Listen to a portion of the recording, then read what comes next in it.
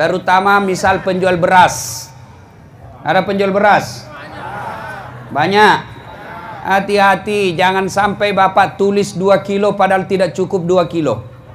Meskipun selisihnya hanya, ya mungkin 1 gelas selisihnya, maka Bapak napanya nipu. Itu haram. Apalagi nyogok. Ada suka nyogok di sini? Jadi pegawai nyogok. Nah bilang temanku, susah Ustaz. Tidak bisa orang jadi pegawai kalau tidak nyogok.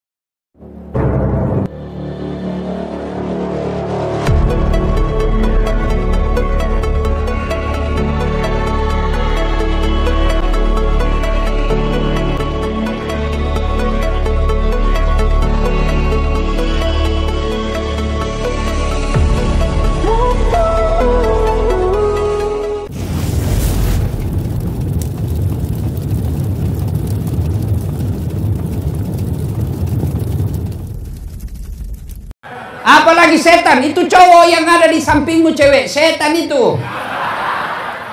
Pergi pengajian sama cowoknya, beleng. Masa dengar pengajian pegang remas-remas tangannya cewek. Siapa ajar kok? Dengar pengajian kesempatan dalam kesempitan. Kasih halal dulu, nikah baik-baik. Kalau sudah nikah halal 24 jam, biar kau tidak keluar kamarmu 3 hari. Bahkan kalau sudah nikah menurut Quran, istrimu adalah sawah ladangmu. Istrimu adalah sawah ladangmu. Silakan kau datangi dia dari arah mana saja. Itu bahasa Quran. Namanya bapak punya sawah, hak garap ada sama bapak. Mau dicangkul dari depan boleh, cangkul dari belakang boleh, cangkul dari samping boleh, cangkul sambil jungkir balik boleh. Yang penting jangan kau cangkul sawahnya orang cilaka.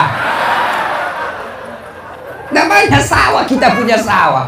Bapak punya, silakan cangkul. Model cangkulnya terserah. Mau pakai cangkul Jawa boleh, mau pakai cangkul Bugis boleh. Makanya halalkan dulu. Sampean cewek, jangan dekat-dekat sama cowok. Sedikit lagi, sedikit lagi, sedikit lagi. Beleng-beleng. Apa itu? Apa itu dibagi? Kue? Sebentar bagi konsumsi deh. Sebentar. Kota amal. Nah, sebentar. Karena kau dengar ceramah, tidak ada yang kasih kau itu. Karena mereka dengar ceramah. Sebentar, kita salawat sambil edarkan celengan. Siapkan. Nah. Wa qala idzan, Allah kemudian berfirman, Bismillahirrahmanirrahim. Innallaha wa malaikatahu yusalluna 'alan nabi.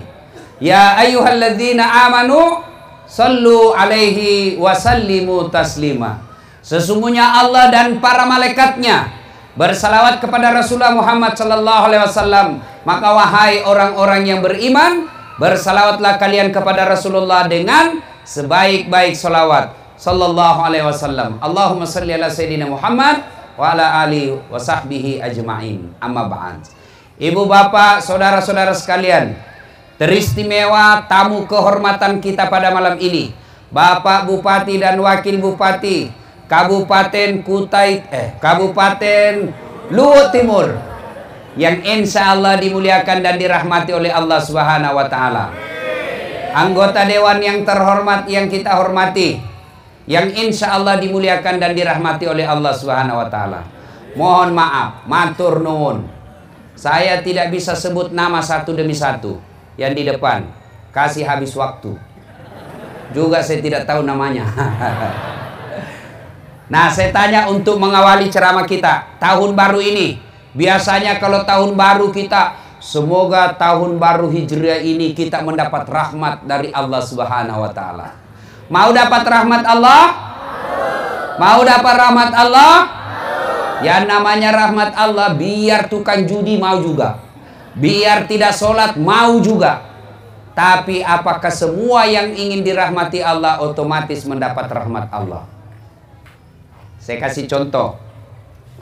Pengumuman dari pemerintah Luhut Timur, penerimaan calon pegawai negeri sipil yang sudah masuk S1, K1, K2. Sudah tidak ada masuk namanya K1. Di K2 juga tidak ada. Paling gampang cari di kakak, pasti ada namamu. Nah, pengumuman penerimaan CPNS, seluruh sarjana daftar. Semua daftar. Apakah semua yang daftar otomatis lulus? Apakah semua yang daftar otomatis diterima? Tidak, yang hanya memenuhi syarat. Yang memenuhi syaratlah itu yang lulus. Begitu juga semua orang Islam mau dirahmati Allah. Semua kita mau dirahmati Allah. Tapi apakah semua yang mau dirahmati Allah otomatis dapat rahmat Allah? Ternyata menurut Quran tidak, bos. Kalau kau mau dirahmati Allah, ada 3 syaratnya menurut Al-Quran. Apa itu? 3 jipa, 3 saja. Lebih banyak syaratnya jadi caleg. Innal ladzina amanu walladzina hajaru wajahadu fi sabilillahi ulaika yarjuna rahmatallahi wallahu ghafurur rahim. Nah, ini 3 saja syaratnya. Mari kita simak satu demi satu. Yang pertama, innalladzina amanu, harus beriman kepada Allah. Nah, biasanya kalau kita bercerita iman langsung tepuk dada. Oh, saya beriman kepada Allah. Sorry, maaf, ngaku beriman gampang. Yang sulit diakui oleh Allah sebagai orang beriman. Saya ulangi, ngaku beriman kepada Allah gampang. Yang sulit adalah diakui oleh Allah sebagai orang beriman. Saya beriman kepada Allah. Apa betul kau diakui Allah orang beriman? Contoh, ibu bapak kenal Sandiaga Uno? Ibu-ibu kenal? Kenal Sandiaga Uno? Bu, itu Sandiaga Uno masih sepupu 1 kali sama saya. Bapaknya dengan bapak saya saudara. Begitu dicek ke Pak Sandi, Mas Sandi, sampean sepupu sekali sama Dasat ya? Siapa Dasat? Namanya saja baru kudengar. Ibu-ibu kenal Yusuf Kalla, wakil presiden? Tahu? Itu nenek nah dengan nenekku satu nenek. Sama-sama nenek. Begitu dicek Pak JK katanya sepupu sama Dasat Latif. Siapa Dasat Latif? Cokakna. Baru saja kudengar namanya. Begitu juga dengan Allah. Ngaku beriman kepada Allah gampang. Yang sulit, betul tidak sampean diakui Allah sebagai orang beriman? Kalau begitu, apa ciri-ciri orang beriman? Apa tanda-tanda orang beriman? Masih ingat pelajaran pendidikan agama waktu kita kecil dulu? Iman adalah meyakini dalam hati, mengucapkan melalui lisan, melakukan dalam kehidupan sehari-hari. Dari definisi ini, iman itu ada 3 unsurnya. 1, yakin kau dulu dalam hati. 2, ucapkan melalui lisan. 3, lakukan dalam kehidupan sehari-hari. Tidak bisa tidak, harus 3 unsur ini dilakukan. Sayang 1000 sayang, masih banyak diantara kita imannya hanya 2/3. Hanya percaya, hanya diucapkan, tidak dilakukan. Contoh, bagaimana hukumnya pakai jilbab? Wajib. Artinya apa? Dosa kalau tidak dipakai. Kenapa tidak pakai jilbab? Kita kan masih gadis, Ustaz. Nanti kita tidak laku kalau kita pakai jilbab. Bagaimana hukumnya menyogok? Haram. Apa artinya? Dosa. Kenapa jadi pegawai nyogok? Tidak diterima orang kalau tidak nyogok, Ustaz. Berarti imannya baru 2/3. Coba. Banyak diantara kita seperti itu. Imannya hanya diucapkan, belum dilakukan. Bagaimana hukumnya sholat? Wajib. Artinya dosa kalau tidak. Kenapa kau tidak sholat? Nantilah Ustaz ketika tua. Orang seperti itu, maka imannya baru 2/3. Lebih jauh lagi, bagaimana karakter orang beriman? Pembawaannya, sifat-sifat orang beriman. Mari kita lihat Al-Quran, dengar Al-Quran. Tanda orang beriman itu menurut Quran. Innamal mu'minuna alladzina isa sukirallah wajilat qulubuhum wa iza tuliyat alaihim ayatuh sadathum imanan wa ala rabbihim yatawakkalun. Tanda orang beriman itu Kalau dia mengaku beriman, tanda-tandanya kata Allah, satu, apabila disebut nama Allah, bergetar hatinya. Nang kalinge senapung Allah Ta'ala tatenrengi nyawana. Bergetar hatinya. Bagaimana yang disebut contoh bergetar hatinya? Contoh, pernah jatuh cinta? Pernah? Pernah? Oh, saya sering, Pak. Sampai sekarang masih sering jatuh cinta. Itu katanya waktu saya masih muda, kalau ada orang saya suka, jangankan saya lihat mukanya, saya dengar saja namanya disebut sudah bergeletar hati saya. Nah, bilang temanku, dum-dum gled. Apa itu dum-dum gled? Dumba-dumba gleter. Jangankan kulihat mukanya, dengar saja namanya. Bahaya, Masya Allah. Apakah namanya Allah mampu menggetarkan hati kita? Ternyata sangat sulit bangsa Indonesia sekarang ini bergetar hatinya. Kenapa? Dengar nama Allah banyak yang merasa terganggu. Dengar nama Allah banyak yang merasa tidak tenang. Mana buktinya? Azan. Dengar nama Allah, Allahu Akbar, Allahu Akbar. Jangan kencang-kencang, keras, tidak boleh keras-keras, kecil saja. Namanya panggilan harus keras. Mana bisa memanggil tidak keras? Bukan panggilan itu, bos. Bici. Si Bici. Si Bici namanya itu, bos. Namanya panggilan. Woi, dasar. Manggil namanya itu. Azan itu panggilan sholat, jadi harus keras. Kalau dikecilin, bukan panggilan sholat namanya itu. Ada yang bilang lagi orang pintar, dia bilang kan semua orang sudah tahu waktu sholat. Sudah ada di handphone. Betul. Kalau begitu alasannya, mestinya bandara tidak usah ada panggilan. Di bandara itu sudah jelas jam berapa berangkatnya. Sudah jelas pintu berapa. Sudah jelas pesawatnya. Tapi begitu tiba waktunya, para penumpang nomor penerbangan ini dengan nomor kode ini dipersilakan maju masuk ke pesawat melalui pintu 3. Diulang sampai 3 kali. Azan kita 1 kali, bos. Ini diulang 3 kali. Masih belum cukup, disebut nama 3 kali, Pak. Atas nama Dasat Latif dipersilahkan masuk ke ruang pesawat melalui pintu 3. 1. 2 kali dipanggil lagi. Atas nama Dasat Latif dipersilahkan naik ke pesawat melalui pintu 3. 2 kali. Sampai 3 kali belum datang. Wabillahi taufiq wa hidayah. Tutup pesawat. 3 kali orang dipanggil, Pak. Kita azan 1 kali merasa terganggu. Bagaimana ceritanya ini orang merasa beriman? Nanti ketika di akhirat dia mengaku, saya beriman kepadamu ya Allah. Allah berfirman, kenapa paling kau merasa terganggu kalau azan? Seandainya azan itu sebut nama dasar, kan tidak. Nama-nama Allah. Allahu Akbar, Allahu Akbar. Ada yang bilang, mengganggu itu azan, jelek suaranya. Solusinya bukan dikecilkan. Solusinya apa? Solusinya ganti tukang azan yang baik suaranya. Karena ada juga tukang azan bikin jengkel suaranya. Iya. Udah bila anak muda. Iya sih. Makanya itu masjid, Pak, bikin lomba.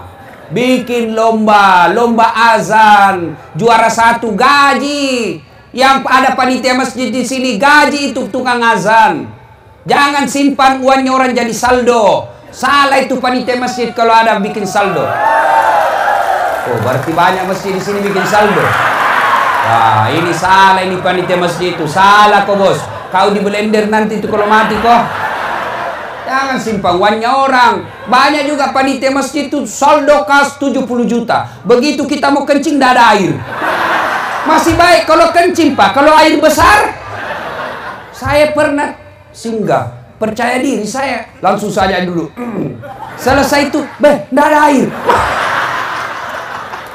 Kalau kencing, Pak, masih aman, bisa saja digalate saja. Tapi ini, ada kuning-kuning. Ini kesalahan panitia masjid. Jangan simpan suannya orang. Gaji, bikin sayembara, Muharram, bikin sayembara, azan. lomba azan parade Muhammad dalam rangka Semarak Muharram. Oh, luar biasa. Ini luar biasa. Pak Bupati, Pak Wakil Bupati, anggota DPR, terima kasih Pak. Berapa kabupaten yang ada di Provinsi Sulawesi Selatan ini Pak? Belasan, 24 kalau saya tidak salah. 24 kabupaten kota yang ada di Sulawesi Selatan Pak. Hanya Timur yang rame perayaan ulang tahun. Bayangkan Pak. Senangnya lagi kita Pak, Bupati Wakil Bupatinya hadir dengan senyum-senyum, akrab. Pak Wakil Bupati telepon Pak Bupati, iya kanda. Pak Bupati telepon Wakil Bupati, iya Dinda. Kan enak dirasa kalau begini akur. Kalau pemimpin kita baku bombe kita, rakyat bingung. Si salah-salah.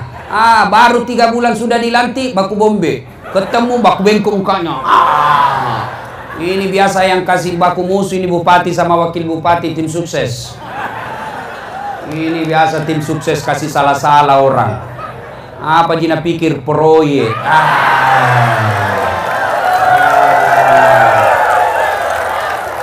Jangan marah Pak, siapa suruh panggil saya? Ada pemborong di sini? Ada? Hati-hati pemborong Pak. Banyak pertanyaanmu nanti kalau mati kok.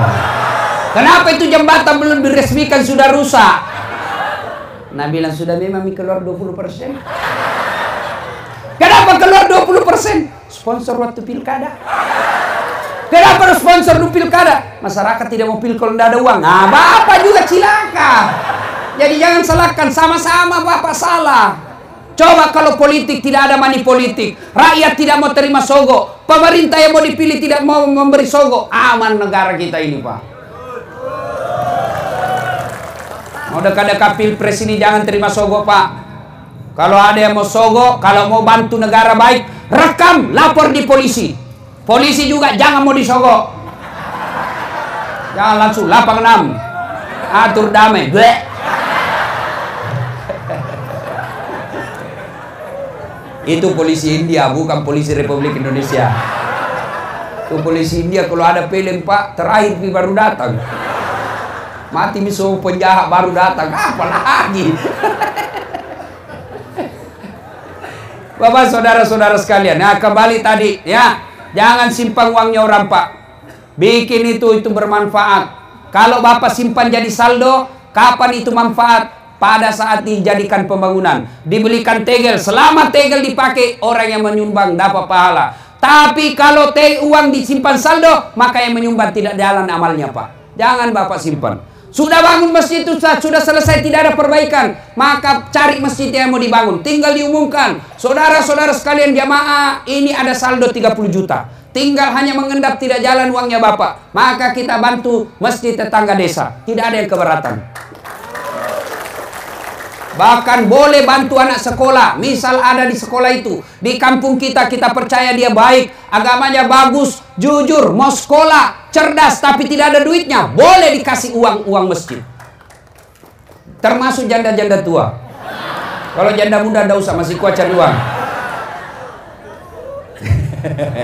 Ini bapak-bapak kalau bicara janda langsung senyum.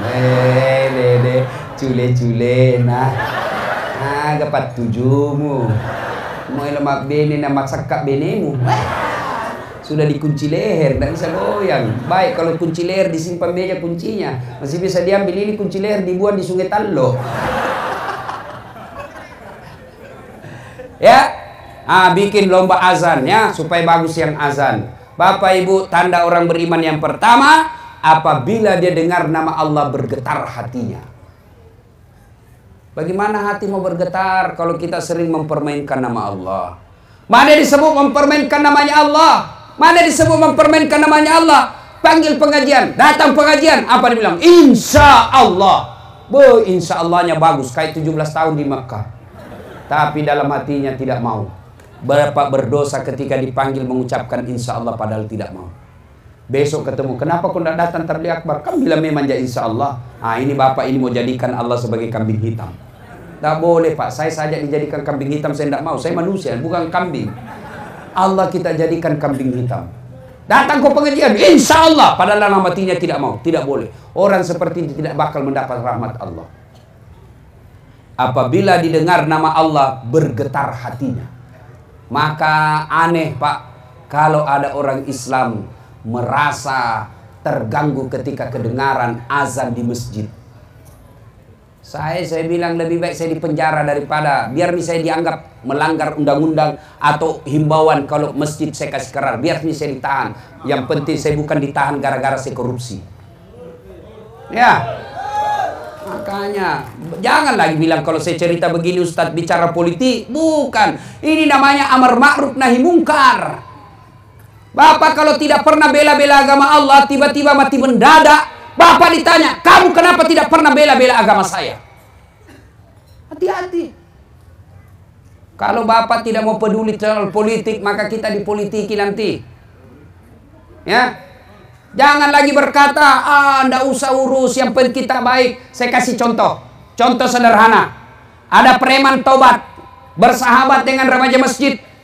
Ini remaja masjid, panitia masjid, bersahabat dengan preman tobat. Ini preman tobat. Tiba-tiba dia datang sama ini Ustadz, remaja masjid. Ustadz, ada di kampung kita ini bangun warung, tapi minuman keras na jual. Apa nak bilang ini Ustadz? Jangan kurusi, yang penting kita tidak pergi minum di situ. Bulan depan lagi datang ini preman tobat. Pak Ustadz, tambah rame itu warung. Masuk nih semua anak-anak muda sekampung tak mabuk-mabuk di situ. Apa dia bilang Pak Ustadz? Biar yang penting tidak nak ganggu ki. Bulan depan datang lagi Ustadz, tambah rame mi Ustadz. Bukan cuma narkoba nak jual, bukan cuma minuman, jual mi juga narkoba. Banyak mi juga cewek-cewek di situ. Berzina dia sana. Apa nak bilang? Biar mi yang penting kita bisa sholat di sini dengan tenang.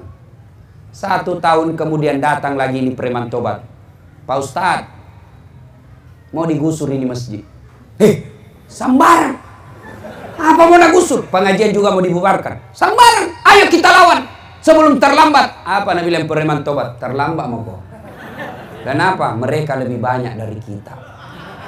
Ini Pak, kalau Bapak tidak peduli soal politik, Bapak tidak peduli soal amar ma'ruf, Bapak masih selamat sekarang, Bapak masih bisa sholat sekarang. Tapi kalau kita tidak peduli dengan agama, anak nanti bagaimana ketika kita sudah dikubur? Maka harus kita peduli. Kalau kita tidak peduli, maka siap-siaplah kampung halaman kita jauh dari rahmat Allah.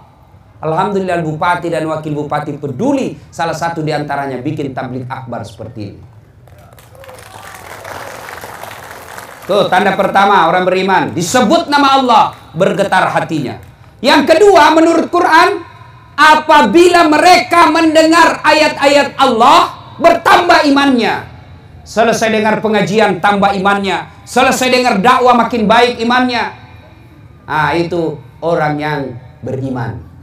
Jadi kalau dia bilang pulang dengar ceramah, Pak Bupati, siapa panggil tadi itu Ustadz? Pak Wakil yang hubungi. Kasih tahu itu Pak Wakil, jangan lagi panggil itu Ustadz ceramah. Kenapa bilang begitu? Nah bagus ceramahnya. Tidak bagus, saya tidak suka. Kenapa? Masa empat bahas saya terus nak kena? Ini mati hatinya orang begini Pak. Malah diceramai apa dia bilang? Dia bilang orang Bugis, tanten ton janjen jong, tangi tamulo tangi taku, jami jamamu jami jamaku, witato pina witai, witato tula cilaka. Ada orang begitu Pak, keras hati, tidak mempan nasihat. Tapi kalau selesai dengar dakwah dia bilang, betul itu tadi Ustadz ngomong, saya dia kena semua itu. Semua ceramahnya Ustadz, saya ditempelin rasanya itu. Insya Allah malam ini saya mendapat hidayah. Besok saya akan berubah dengan sebaik-baiknya. Itu orang beriman itu. Tapi kalau dia tidak ada perubahan, berarti dia tidak masuk orang beriman. Nah inilah syarat pertama beriman kepada Allah Subhanahu wa ta'ala. Innal ladzina amanu. Yang kedua, walladzina hajaru. Mereka berhijrah di jalan agama Allah. Apa yang dimaksud hijrah? Hijrah dalam konsep sejarah, berpindahnya Nabi dari Makkah ke Madinah, itu hanya sekali terjadi dalam hidup ini. Tapi kalau hijrah dalam arti konsep perjuangan, maka tiap hari kita bisa lakukan. Hijrah apa? Contoh, kalau hijrah dari Makkah ke Madinah, itu sekali saja. Tapi kalau kita ambil konsepnya, hijrah itu, maka kita harus mengambil pelajaran dari hijrah. Apa pelajaran dari hijrah? Contoh sekali, contoh. Nabi ahli Mekah. Nabi lahir di Mekah. Diusir. Siapa yang mengusirnya? Pamannya sendiri. Siapa yang mengusirnya? Sepupu satu kalinya sendiri, Abu Sofyan. Saudaranya bapaknya Abu Lahab. Saudaranya sendiri, sepupunya sendiri, ngusir Nabi pindah dari Mekah. Untuk apa? Nabi lakukan semua itu untuk menyelamatkan akidah. Artinya apa, Pak? Kampung halaman bisa jadi kita tinggalkan. Tanah kelahiran bisa jadi kita tinggalkan. Untuk apa? Menyelamatkan akidah kita. Nah, kalau kita di sini kan banyak pindah gara-gara apa? Gara-gara apa? Susah cari uang di kampung Ustaz. Lebih kita pindah ke sini. Apa itu salah? Tidak salah. Selama Bapak cari nafkah, tidak menghalalkan segala cara. Rasulullah dalam arti konsep pindah dari Mekah ke Madinah sekali saja. Tapi ambil sejarah yang ada dalam sejarah itu. Sejarah apa? Pindah dari Mekah. Apa yang bisa kita ambil? Pelajaran apa? Umar. Ambil juga pelajaran dari apa? Suraqah bin Malik. Dua manusia ini berniat membunuh Nabi. Niat datangi Nabi ke rumahnya untuk apa? Membunuh Nabi. Suraqah bin Malik mengejar Nabi dengan niat apa? Membunuh Nabi. Tapi apa yang terjadi? Dapat hidayah, pulang ke rumahnya dalam keadaan sudah beragama Islam. Sebaliknya kita banyak orang Islam, keluar rumah dalam keadaan Islam, pulang membawa murka Allah. Kenapa? Pulang bawa barang haram, maling, nyuri, korupsi, nyogok, nipu. Ah, itu hati-hati. Ada di sini? Ada? Biasa yang bawa pulang barang haram itu pedagang. Kok bisa, Ustadz? Ya nipu pembeli. Terutama misal penjual beras. Ada penjual beras? Banyak. Hati-hati, jangan sampai Bapak tulis 2 kilo padahal tidak cukup 2 kilo. Meskipun selisihnya hanya, ya mungkin 1 gelas selisihnya, maka Bapak napanya nipu. Itu haram. Apalagi nyogok. Ada suka nyogok di sini? Jadi pegawai nyogok.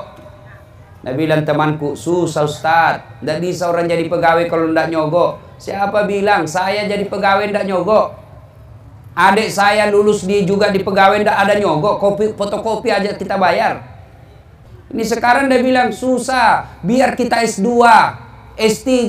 Tapi kalau tidak D3, tidak lulus. Sedih. Bagaimana ceritanya? Nah tinggi itu S2 daripada D3. Dia bilang D3 itu Ustaz, duit dan lek deking. Bapak jadi pegawai nyogok, selama Bapak terima gaji haram. Bahkan termasuk pensiunnya haram. Tuh kalau kita nyogok jadi pegawai, saya heran juga. Terlalu menggebu-gebu jadi pegawai negeri. Apa hebatnya itu jadi pegawai negeri? Apa hebatnya jadi pegawai negeri? Tolong tunjukkan saya pegawai negeri tidak ada utangnya di koperasi. Coba ada semua itu. SK pegawainya di bank. Ada semua di koperasi. Apa pegawai negeri? Ada semua itu utangnya. Apa pegawai negeri? Tanggal 1 sampai tanggal 10 makannya apa? Sari laut. Tanggal 11 sampai tanggal 20 turun mie sedikit, sari mie. 21 sampai 30 saridon. Oh, segi kepala. Gaji habis, cicilan belum lunas. Apa itu? Gali lubang, tutup lubang. Kalau ada pegawai negeri di sini mobilnya harga 500 juta, pasti korupsi. Kecuali ada kebun sawitnya. Beda. Bapak, saudara-saudara sekalian. Nah, kita ambil hikmah dari itu. Hijrah itu pindah. Pindah dari yang dilarang menuju yang diperintah Allah. Bahasa sederhananya, hijrah itu taubat. Ada tidak orang di sini tidak punya dosa?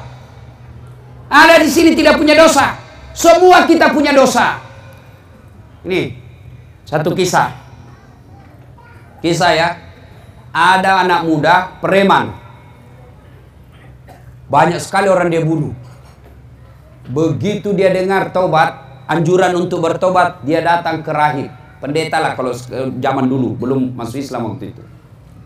Dia datang ke Pak Rahib, pendeta. Pak pendeta, kira-kira diampuni dosaku? Nah bilang ini pendeta Rahib. Apa dosamu? Nah bilang saya di pembunuh 99 orang kubunuh. Banyaknya itu. Kau tidak bakal diampuni. Kamu orang busuk. Marahin anak muda karena jengkel. Dia tikam juga itu orang. Tapi dia tidak putus asa. Dia datang lagi ke pendeta yang lain. Pak pendeta, diampuni dosaku. Dia bilang, ada pada dosamu. Dia bilang, tadinya 99 orang kubunuh. Tapi ada lagi di sana kasih jengkel kak. Cukup bisa 100. Kira-kira diampuni tidak dosa saya? Apa kata rahib pendeta ini? Anak muda, dosamu besar. Tapi ampunan Allah jauh lebih besar.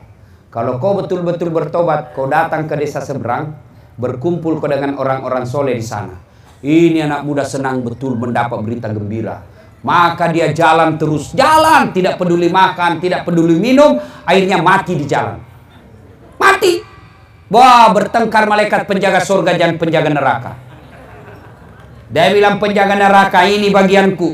Dia bilang penjaga surga, tidak, ini bagian saya, dia sudah bertobat. Bertengkar, akhirnya apa? Turun perintah Allah melalui malaikat Jibril. Kau pergi ukur. Ukur dia. Kalau perjalanannya dari tobatnya menuju ke desa, tempatnya mau bertobat, lebih dari 50%, lebih dari setengah, dia masuk surga.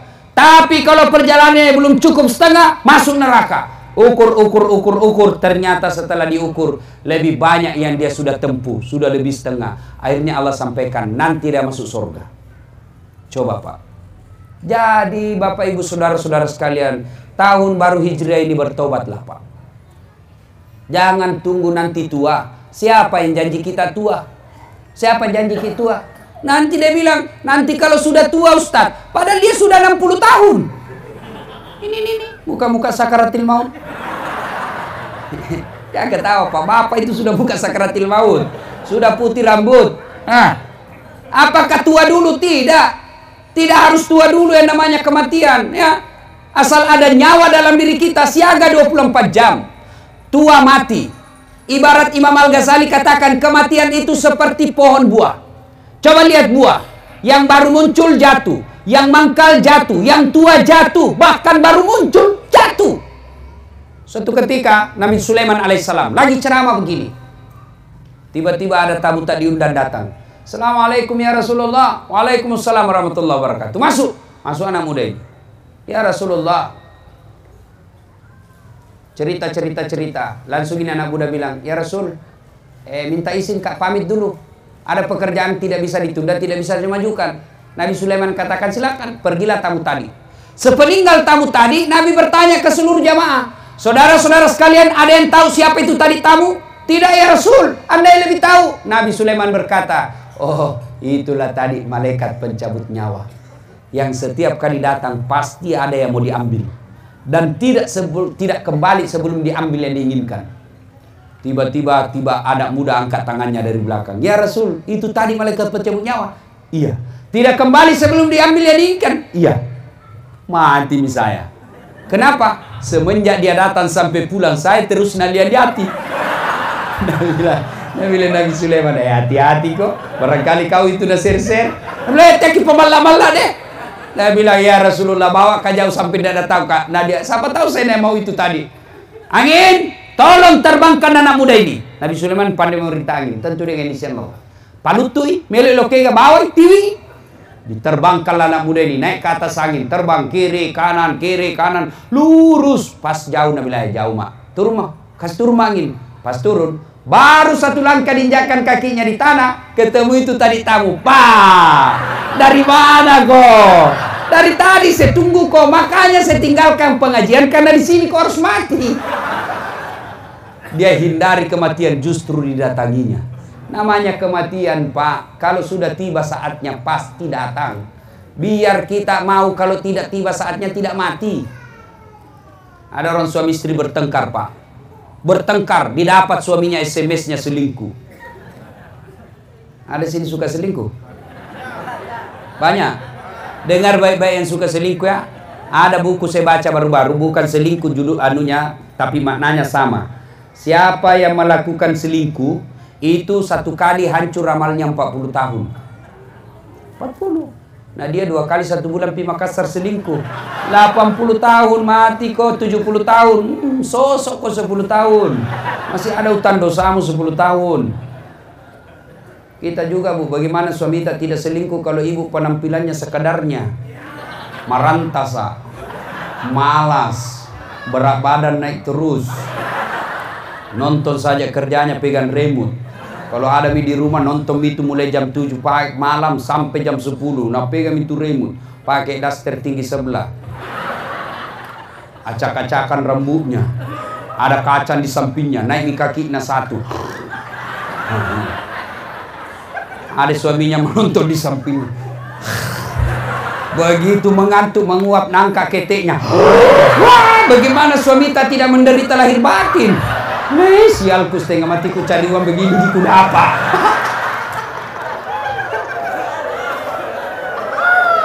Hancur. Setengah mati kita pergi ke kebun sawit, bertani dapat istri, malas, gendut, suka marah-marah. Ada begitu di sini?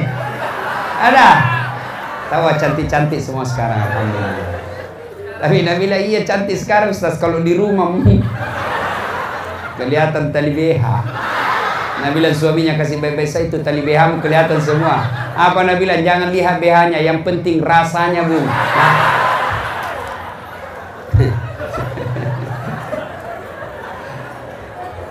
Ibu bapak saudara-saudara sekalian. Ya, nah ini ya, syarat yang kedua ingin mendapat rahmat Allah adalah hijrah, bertobat. Ya, tidak ada orang tidak punya dosa. Semua kita pasti punya dosa. Ini bertengkar sama istrinya. Kalau sudah tiba saatnya mati, pasti mati. Kalau tidak, tidak akan mati. Ini yang cerita saya sampaikan tadi. Bertengkar sama istrinya. Suaminya bertengkar. Akhirnya istrinya marah. Dia mau bunuh diri. Akhirnya apa? Dia masuk kamar minum racun. Begitu dia minum, takut didapat sama anaknya, dia buru-buru minum. Akhirnya lebih banyak masuk di hidungnya daripada di mulutnya. Muntah-muntah, tidak jadi mati. Itu padahal mau sekali mati, tidak jadi. Bulan depan didapat lagi SMS-nya, begitu lagi, marah lagi. Dia lihat racun, bulan lalu gagal dengan racun. Akhirnya apa? Dia ambil pisau. Dia iri surat nadinya. Ternyata pisau ini pakai pisau tumpul. Tidak jadi lagi mati. 3 bulan kemudian bertengkar lagi sama suaminya. Lihat racun, gagal. Lihat pisau, gagal. Akhirnya apa? Dia lari ke belakang rumahnya, lompat masuk di sumur. Ternyata dia lupa waktu itu musim kemarau. Tidak jadi lagi mati Pak. Kalau tidak tiba ajal tidak mati. Tapi kalau tiba ajal pasti mati. Ini Bapak Ibu sekalian. Nah, kalau itu yang membuat selalu kita menolak, menunda-nunda tobat, gara-gara apa? Kita selalu berpikir masih lama ajak mati. Tobat kita. Ada tidak punya dosa di sini? Semua kita punya dosa. Lalu kalau punya dosa Ustadz, bagaimana cara bertobatnya? Menurut ajaran agama kita ada 2 cara bertobat. Pertama, memperbanyak tobat bil lisan, memperbanyak istighfar. Astagfirullahaladzim wa atubu ilaihi. Mau dengan sahdu, dengan lagu-lagu. Astaghfirullah Rabbal baroya, astaghfirullah minal khataya. Misal tuh suami tak marah-marah ibu, marah-marah jangan marah. Kalau suami marah ibu diam. Atau paling enak ibu istighfar. Marah suami tak. Astaghfirullah Rabbal baroya, astagfirullah. Berhenti tuh suami ibu. Kalau dia marah ibu juga marah. Kurang ngajar kau lah battala. Nabi bilang juga istrinya, kau juga gendut hitam. Kau tahu dia gendut, kenapa kau mau kawin sama saya? Berarti kau lebih bodoh dari saya. Masya Allah, tidak terjadi. Malah bertengkar. Tapi coba kalau istighfar. Astagfirullah. Sambil pura-pura menangis, aman. Banyak-banyak istighfar. Istighfar. Banyak-banyak istighfar. Adik-adik ini yang masih muda-muda belia ini selihat. Kalau kau lihat aurat, istighfar kau. Kau lihat cewek cantik, kau nafsu. Astagfirullah. Astagfirullah. Tutup matamu, palingkan. Jangan kau tutup, istighfar baru kau melotot. Astagfirullah. Astagfirullah. Patotoai kok namanya itu. Kau juga cewek, jaga akhlak. Biar kami setengah mati istighfar kalau kau juga gentayangan. Mari kita kerjasama.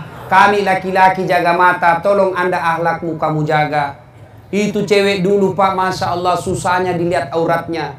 Zaman saya SD dulu tuh perempuan sangat terpelihara. Bayangkan kalau jatuh pulpennya, mau ambil, itu kan dulu ndak ada namanya jilbab. Tapi itu perempuan sopannya. Kalau dia mau tunduk, itu udah pegang itu anunya, kancing bajunya begini. Baru tunduk, baru nak pegang juga di belakang sini. Sekarang perempuan nak sengaja memang buka besar-besar sini, baru jalan ke sini. Kita nasesa Ustaz gimana? Ya pasti bini lihat kabaran bagus.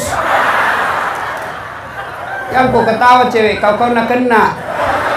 Biasa saya bilang ini cewek ini sekarang lebih mahal itu paha ayam kampung daripada paha cewek. Coba itu kalau mau lihat paha ayam kampung, nggak gampang toh. Dikejar dulu itu ayam, dikejar 1 jam baru ditangkap. Begitu mau ditangkap dia terbang naik ke atap. Lelu yolo Pak. Sudah ditangkap, dibeli karena bukan kita punya ayam, dibeli 70 juta. 70 ribu dibelikan nih ayam kampung. Sudah itu sudah dilihat pahanya? Belum, dipotong dulu dengan bismillah. Sudah dilihat pahanya? Belum. Direbus dulu air panas. Sudah lihat pahanya? Belum, dikupas dulu. 1 jam dikejar, dibeli 75. Dipotong bismillah, direbus air panas, baru dicabut, baru bisa lihat paha ayam. Ayam kampung. Tapi cewek kampung baru 10 menit berdiri di pinggir jalan 10 paha cewek gratis. Iya baik kalau putih banyak baut-bautnya. Cilaka. Aku ketawa cewek, serius orang ini. Dengar cewek ya, kami ini laki-laki sebenarnya tergantung perempuannya. Tergantung perempuan. Mana buktinya? Coba lihat itu anak-anak gadis, anak-anak cowok kalau dia kumpul di pinggir jalan. Lewat cewek pakai jilbab, paling diganggu. Assalamualaikum. Paling itu. Bau surga. Paling itu. Tapi kalau yang kelihatan dadanya, kelihatan pahanya, lewat. Cewek, jungkir balik dong.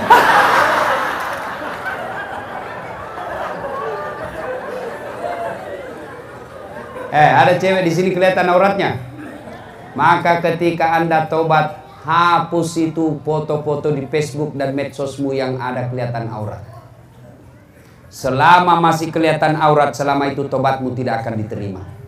Hati-hati perempuan yang suka menyebar foto-fotonya yang tidak menutup aurat. Bapak meninggal, ibu meninggal, selama foto itu masih beredar, selama itu ibu bapak dapat kiriman pahala dan disiksa di kubur. Ini sekarang ini perempuan, hati-hati. Itu perempuan dulu, Masya Allah. Kalau lewat itu perempuan depan rumah, apa Nabi bilang biasa itu orang tua. Ni gana ero, matan resirila ada mana? Dek sisa gagai, rita gagana. Kelihatan, kan dulu tidak ada pakai jilbab. Apa jina pakai sarung? Sarung di bawah, sarung di atas. Sekarang lewat cewek, ni gana ero makuras siri. Kelihatan semua yang tidak bisa dilihat. Kalau bapak ibu bertobat, maka tinggalkan pakaian seperti itu. Ada juga yang bertobat apa? Pakaiannya yang tadi seksi-seksi, dia bukan buang, nah kasih orang. Selama itu orang pakai itu juga, kau juga dapat berdosa. Lebih kau bakar. Ya, ibu bapak, saudara-saudara sekalian, tidak ada manusia yang tidak punya dosa. Semua kita punya dosa. Maka bertobatnya dengan cara apa? Memperbanyak istighfar. Ya. Bapak-bapak yang sudah uzur, ibu-ibu yang sudah uzur, maka setiap duduk perbanyak istighfar. Rasulullah sallallahu alaihi wasallam sekali duduk 100 kali istighfar. Apakah istighfar itu karena dosa? Apa kita bertobat mengucapkan istighfar hanya karena dosa semata? Tidak. Kalau karena dosa kita istighfar, maka Nabi mestinya tidak perlu istighfar. Kenapa? Nabi tidak punya dosa. Tapi hadis menginformasikan Nabi sekali duduk 100 kali istighfar, padahal tidak ada dosanya. Kalau gara-gara dosa kita istighfar, mestinya ketika kita sholat, Assalamualaikum warahmatullahi, Assalamualaikum warahmatullahi, apa pertama kita ucapkan? Apa pertama kita ucapkan? Astagfirullah. Padahal kita baru selesai ibadah. Kenapa istighfar? Satu, bisa jadi ketika kita sholat ada salah bacaan. Yang kedua, kenapa kita istighfar? Karena sholat yang kita lakukan tidak mampu membayar nikmatnya Allah. Assalamualaikum warahmatullahi wabarakatuh. Assalamualaikum warahmatullahi wabarakatuh. Kenapa begini Ustaz? Ini hanya tradisi. Ini hanya kebiasaan. Boleh tidak begini. Kenapa begini Ustaz? Karena lebih nyambung, lebih enak dirasa. Assalamualaikum. Astagfirullah. Masa selesai salat? Astagfirullah. Nggak nyambung ya bos. Kenapa kita istighfar? Satu, karena ada bacaan kita bisa jadi ada salah. Yang kedua, kita istighfar karena ibadah yang kita lakukan tidak bisa membayar nikmatnya Allah. Satu ketiga, cerita. Ada orang Pak 350 tahun umurnya. 350 tahun ibadah saja kerjanya. Makan tidur ibadah, makan tidur ibadah. 350 tahun. Ketika dia meninggal, Allah kemudian berfirman, masuk kau surga karena rahmatku. Tama kau suruga nasabak pamaseku. Masuk surga. Dia dengar, masuk surga karena rahmat. Wah, dia protes. Ya Allah, saya tidak mau masuk surga karena rahmatmu. Saya mau masuk surga karena memang ibadahku 350 tahun. Saya layak masuk surga karena amalku 350 tahun. Allah berfirman, oh, rupanya kau berhitung-hitung ya. Baiklah, kalau begitu kita berhitung. Jibril, ambil kalkulator. Hitung itu amalnya. 350 tahun. Timbang dengan nikmatku. Ambil matanya 1 biji. Diambil mata kanannya. Timbang dengan amalnya 350 tahun. Timbang punya timbang, timbang punya timbang. Ternyata lebih berat 1 biji mata daripada amalnya 350 tahun. Allah berfirman, kalau bahasa kita apa? Masih mau kok? Kok kira bisa kau beribadah dengan baik kalau ku kasih sakit matamu? Kok kisah bisa kau beribadah sholat berjamaah kalau ku kasih menceret kok? Nggak usah dulu leper, nggak usah dulu kanker. Menceret mau Pak? Mana bisa kita berjamaah kalau menceret-menceret lagi? Hayya ala sholat. Bagi mas, hayya ala. Menos. Coba itu baru menceret. Mana bisa Pak? Jadi kita beribadah itu tidak mampu membayar nikmatnya Allah. Ada lagi bilang itu apa nikmat Allah nak kasih Kak? Kebun tidak ada. Saya cuma pegawai honor Satpol PP. Lebih banyak gartakna daripada gajinya. Hop. Hormati tongi tahu ada tuh lamban-lambanna. Tuh polisi setengah. Hormati tongi tahu kasihan tuh.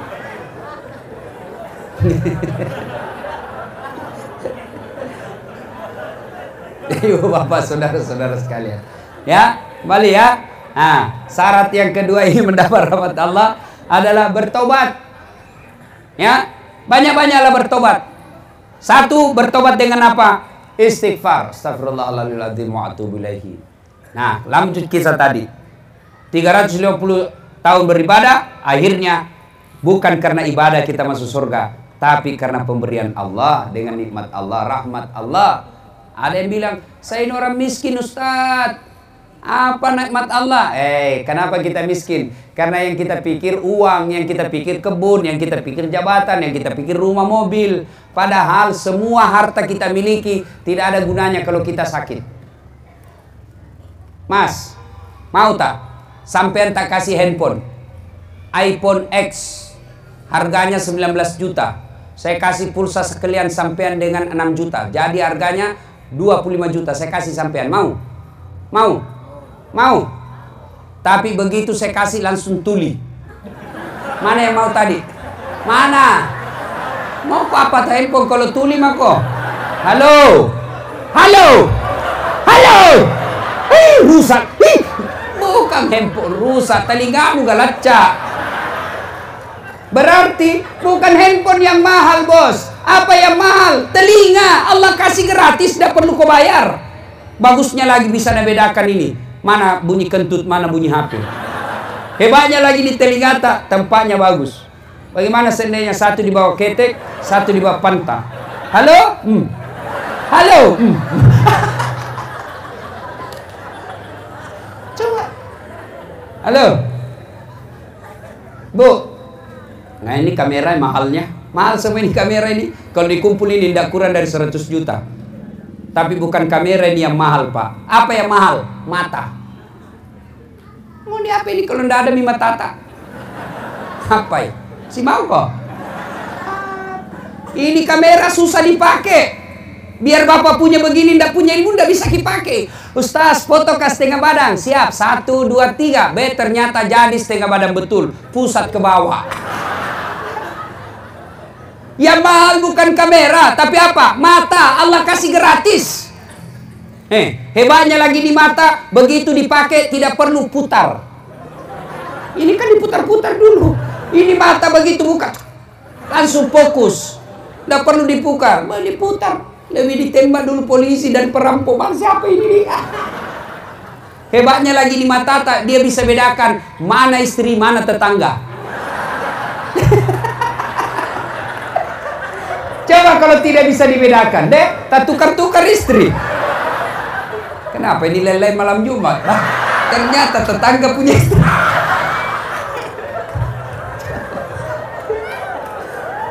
Jangan pernah merasa miskin. Maka demi Allah, sholat yang Bapak lakukan, puasa yang Bapak lakukan, zikir yang Bapak lakukan tidak mampu membayar nikmatnya Allah. Maka kita istighfar. Astagfirullahaladzim wa atubu ilaihi. La ilaha illa anta subhanaka inni kuntu minadz dzalimin. Dah? Yang kedua, kalau mau bertobat dengan cara apa? Memperbanyak sholat sunnah taubat. Bagaimana caranya sholat sunat taubat, Ustadz? Sama sholat biasa, sama sholat duha, cuma beda niat. Kalau duha, niatnya duha. Kalau taubat, niatnya sholat taubat. Sholli sunnatal taubat, raka'ataini lillahi ta'ala, Allahu Akbar. Itu bahasa Arabnya. Kalau bahasa Indonesia, saya niat sholat sunat taubat, 2 rakaat. Sunnah hukumnya bagi saya, lillahi ta'ala, Allahu Akbar.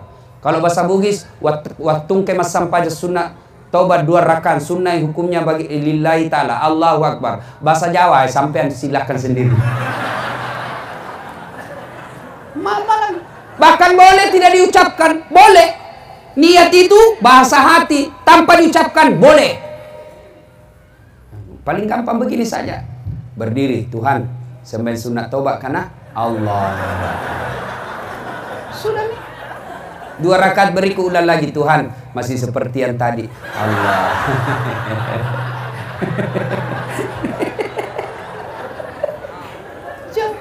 Daripada ditunggu hafal usalli, tidak dihafal, tidak sembahyang mah kok. Salli. Duduk. Jangan kok. Ya. Kalau niat bahasa apa saja boleh.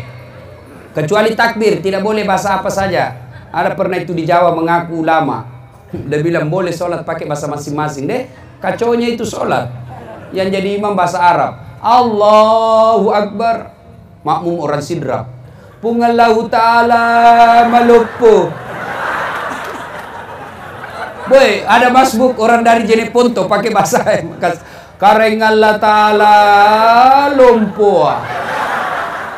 Ada mu'alaf dari Toraja. Dia pakai bahasa Toraja. Pungallah ta'ala tunggu gajah.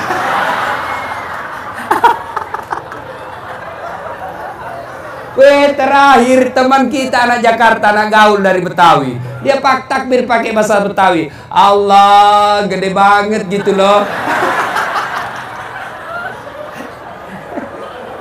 Kalau niat boleh, silakan. Niat pakai bahasa apa saja, boleh. Sudah takbir, baca doa iftitah. Sudah baca doa iftitah, baca Al-Fatihah. Sudah baca doa iftitah, baca Al-Fatihah, baca surah pendek. Silakan. Bahkan tidak baca surah pendek pun boleh. Ruku, sujud, naik, selesai. 2 rakaat. Kapan tobatnya Ustaz? Sujud terakhir. Tobatlah. Sampaikan apa penyesalan Bapak.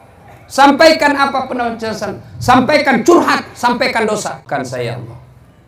Saya hilaf waktu saya SMA ya Allah. Saya pernah menipu teman saya Allah. Maafkan saya Allah. Silakan sampaikan. Ya Allah, saya hilaf tadi di kantor ya Allah. Saya pegang tangannya sekretarisku. Anehnya dia pun memegangku ya Allah. Akhirnya kami baku pegang-pegang.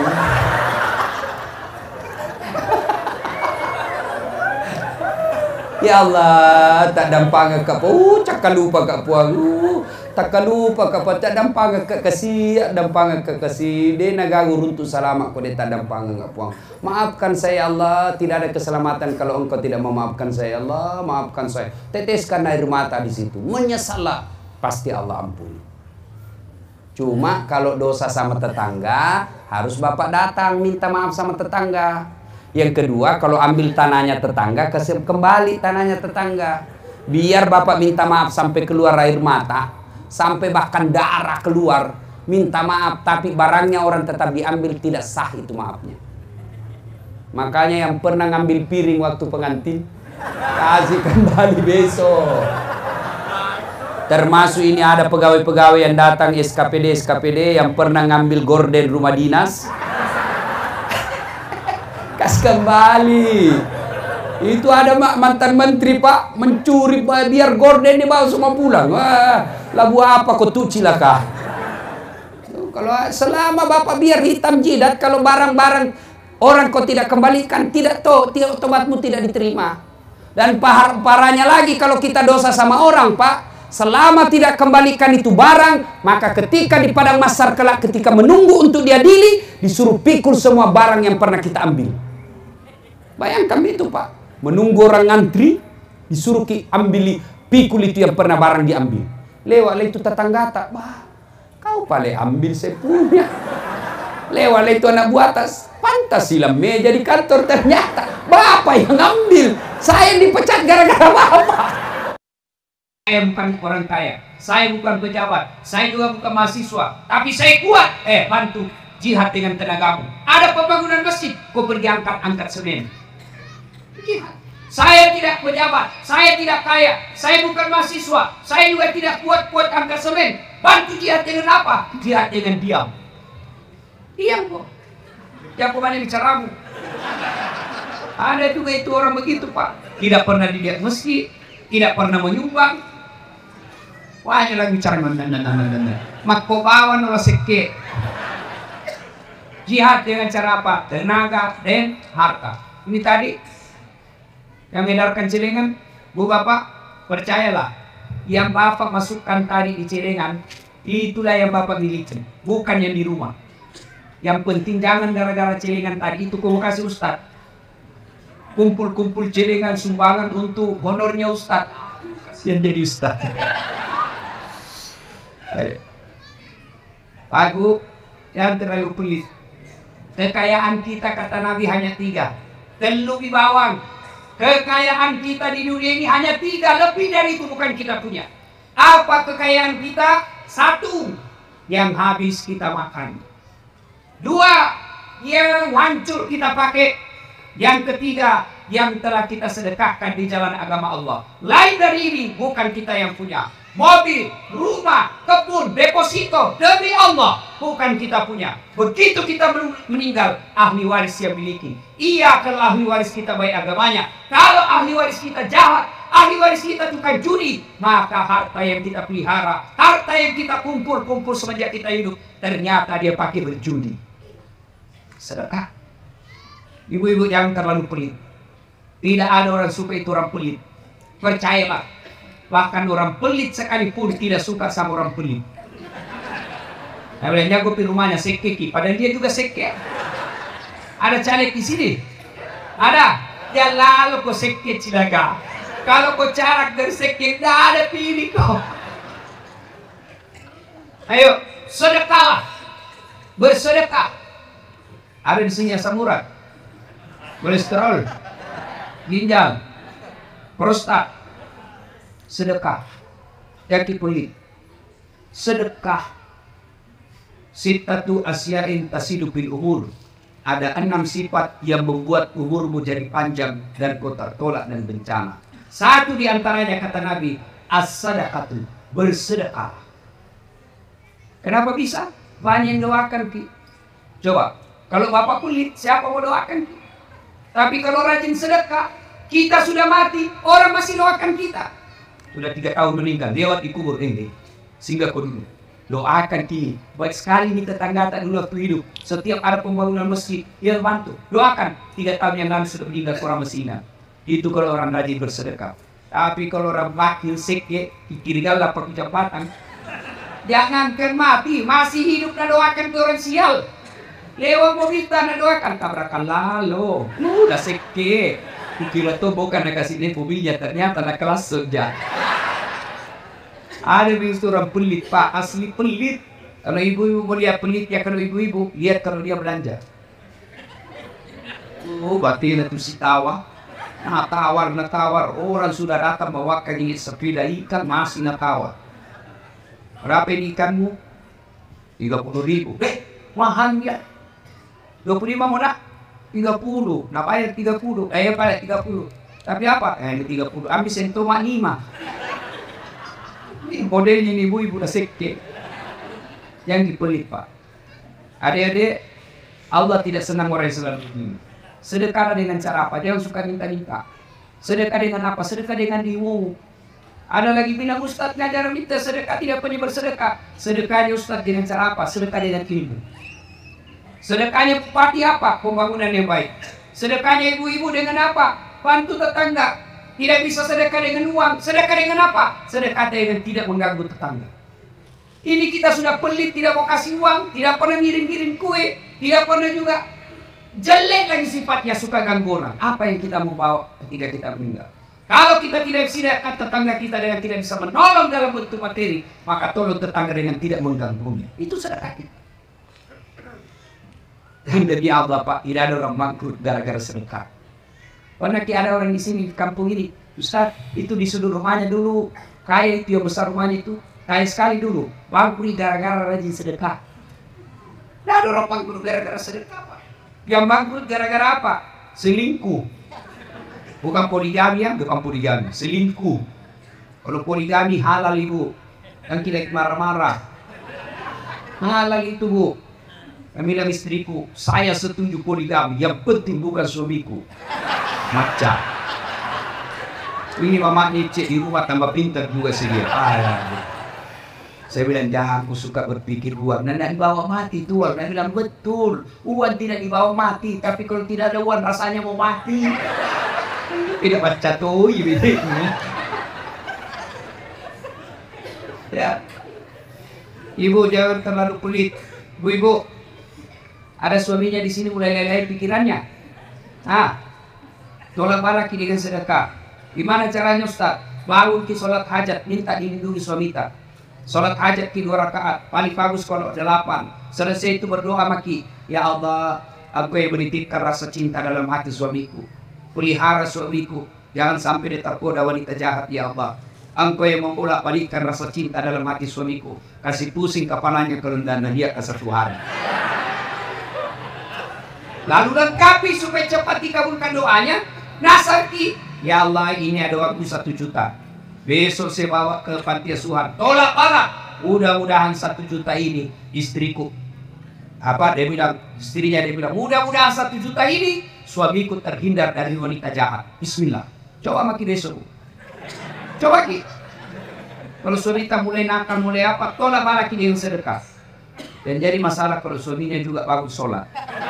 Kenapa suami rumusnya sedekah? Ya sebab hajat. Ya Allah, coba kami terdidik, ya Allah. Majal lu bawa na jama, ya Allah. Pwede macumutoy, makutu. Ya Allah, ini ada uangku 1 juta, ya Allah. Saya tolak bala, ya Allah. Mudah-mudahan 1 juta ini istriku hilang, saya kawin lagi. Bingung malaikat, nggak ada ini dikabulkan. Pak, Bu, mau ki bagus ekonomi tak sedekah ki. Buka Quran. Tahu soal sedekah dalam Quran? Coba baca Quran. Kau belanjakan hartamu di jalan agama Allah ibarat kau menanam 1 biji. Dia nanam 1 biji, tombol 7 bulir. Yang setiap bulirnya mengandung 100 biji. Artinya 1 biji ganti 700 kali. Coba ya. Bapak ganti sedekah 10.000, Allah ganti 700 kali. Coba, carikan saya orang yang bangkrut, yang rajin sedekah. Tapi kalau Bapak sudah punya duit banyak, pelit tidak mau bersedekah, Allah paksa keluar itu waktu dengan cara sia-sia. Keluar tapi sia-sia. Apa cara Allah paksa? Tiba-tiba mobil tabrak polisi. Polisi lalu lintas ditabrak, dia punya jalan. Hancur kita. Coba, tiba-tiba anak narkoba. Ayo, habis uang hanya untuk anak supaya berhenti narkoba. Paksa, tiba-tiba kita sakit, cuci darah. Kalau kita boleh paksa Allah keluar wanita, maka Bapak Ibu sekalian tolak bala dengan apa? Sedekah. Ini nanti darkan cilingan. Kita lihat siapa yang pelit. Amin tuh itu orang pelit sekali Pak. Beredar cilingan, tiba-tiba kasih masuk warna 5.000, warna tarik dompet, kasih masuk warna cari 5.000. Sudah itu tiba-tiba anak muda tekuk dari belakang, haji, seluruh 100.000. Ini Pak Haji bilang, wih hebat nih anak muda, 100.000 nak kasih semua. Nah kasih masuk cilingan. Pas masuk cilingan, Nabi bilang ini anak muda, tapi Pak Haji itu antar tadi jatuh dan tertuntak. Ini maksudnya.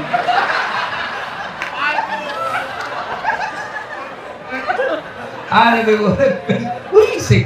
Begitu peliti ini orang, dia datang itu panitia masjid, waktu nak buka, amin salah masuk ini. Ih, dah buajah. Bapak saudara-saudara sekalian, inilah 3.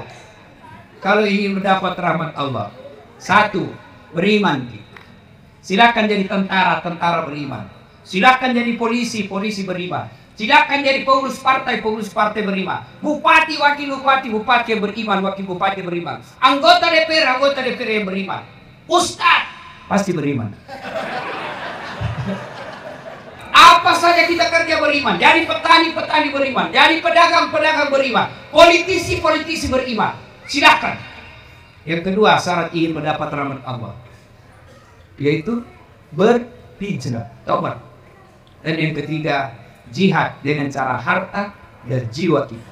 Apabila ketiga hal ini kita lakukan, maka lanjutan ayat ini, ulaika yarjuna rahmatallahi wallahu ghafurur rahim. Itulah orang-orang yang betul-betul aku rahmati, kata Allah, dan akan mendapat ampunan dari Subhanallah. 3 ini kita lakukan Pak, insya Allah betul kita akan mendapat rahmat. Tahun baru ini kita akan mendapat rahmat dari Allah Subhanahu wa taala. Ibu bapak saudara-saudara sekalian, ingin rasanya berlama-lama, tapi waktu itu adalah yang membatasi kita. Insya Allah lain waktu dan kesempatan kita akan